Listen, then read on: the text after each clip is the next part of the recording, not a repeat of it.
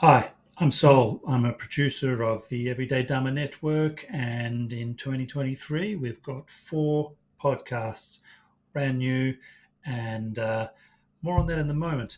I started the Everyday Dhamma Network because I had a goal. My goal was to practice every single day, and I also had the aim of to release Dhamma teachings and related content every single day. Now, I haven't achieved that goal yet, but with your support, I think we'll get there over time. Now, I believe that podcasting is an excellent way to access Dhamma teachings and content because it was the original way that people taught, not listening to it on the phone, but they were listening to the Dhamma. In fact, very often, suttas, that is, teachings of the Buddha that are recorded, they start with, "So I have heard," those words, "so I have heard." They don't say, "so I saw," or "so I felt," or "so I smelt." They say, "so I heard." And I think since that time, for the past 26 centuries, that has been the number one way that people have encountered Dhamma teachings. Now, I also think that podcasting is a great format because these days we all have mobile phones and all we need is a podcasting app and we can take our podcast anywhere. Furthermore, you can listen to a podcast whilst you're doing something else. So you could be driving to work, you could be making dinner, you could be going for a walk in the park, you could even be sitting on the cushion. Podcasts are one of the most available media around right now, and I think it's a really convenient and a great way to access Dhamma teachings. Also, podcasting is immersive. When you've got those earphones in or the headphones on, you are just there in that space and everything else is blocked out. It's also really good for long form content. So, look, most YouTube videos are under 20 minutes, and that's because most people who watch YouTube don't watch it for more than 20 minutes. And when it comes to video on Instagram and TikTok, it's even shorter. But for longer content, podcasting is one of the best mediums. We know that people are more engaged in podcasts.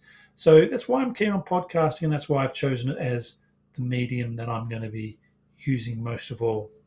So let's talk about these podcasts. The first podcast that I started last year was the Treasure Mountain podcast. And in this podcast, I interview Buddhist teachers and community leaders about their personal spiritual journey or about a particular topic that is relevant to contemporary issues and what people are going through.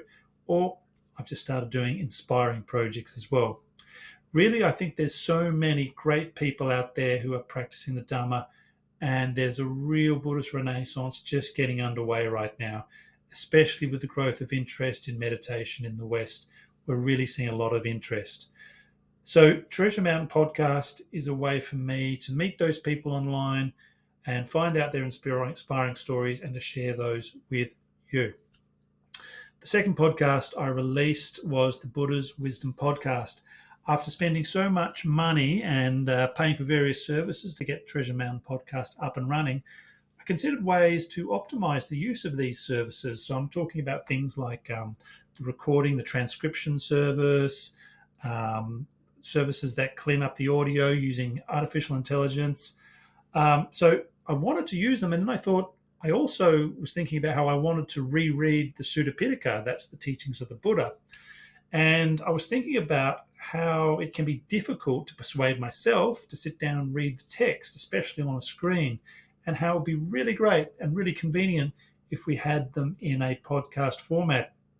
And then I thought, why don't I do it?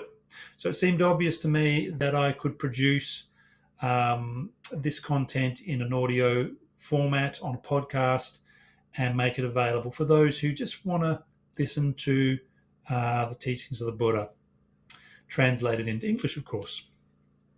The third podcast I started was the Ajahn Brahm podcast, and I started this as a passion project and a tribute to my teacher, who I believe is the best English-speaking Dhamma teacher in the world today. That's just my view, but I know that he's very popular, and I've been posting his talks online for the better part of 20 years, including starting up the first podcast for the Buddhist Society of Western Australia back in 2004.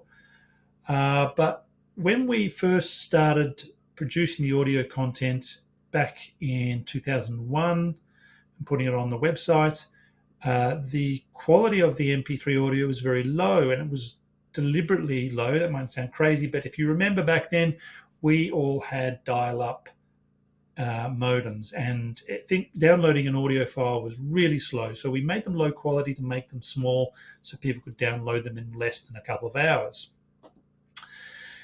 Well, now we've also got AI systems that can easily improve the quality of these talks and get transcriptions, which, by the way, are very useful for our translators as well as for the hearing impaired. So I don't just repost these talks, I remaster them, I get transcriptions, and they are all available on the Ajahn Brahm podcast.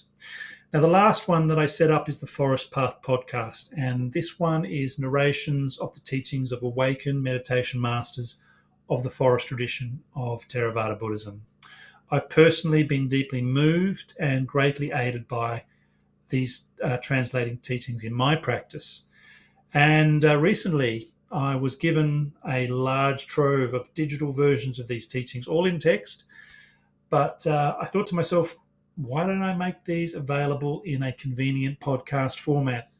And so that's why I started this project, is to make those available in a podcast format too. Again, if you've got them in a podcast, it's there on your phone, in your pocket. You can listen to them when is convenient for you. And I think that's a real blessing.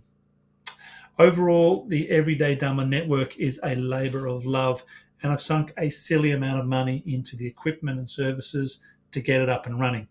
And I can keep that finance for a while longer, but in the long run, I really need a bit of support from listeners to keep this going. In accordance with the spirit of the Dhamma, all of these teachings and resources are made available free of charge. However, if you do appreciate these podcast services, I'd appreciate your support. You can offer a one-off donation, or you can become a member of the Everyday Dhamma Network by making a monthly donation of just $4. That's the price of a coffee down at your local cafe. This can be done on the everydaydhamma.net website. Down on the bottom left-hand corner of the screen, you'll see a little cup with the donate word. Or you can go to my Ko-Fi page, which is ko-fi.com/Solhanna. That's SOLHANNA. I'll have a link below.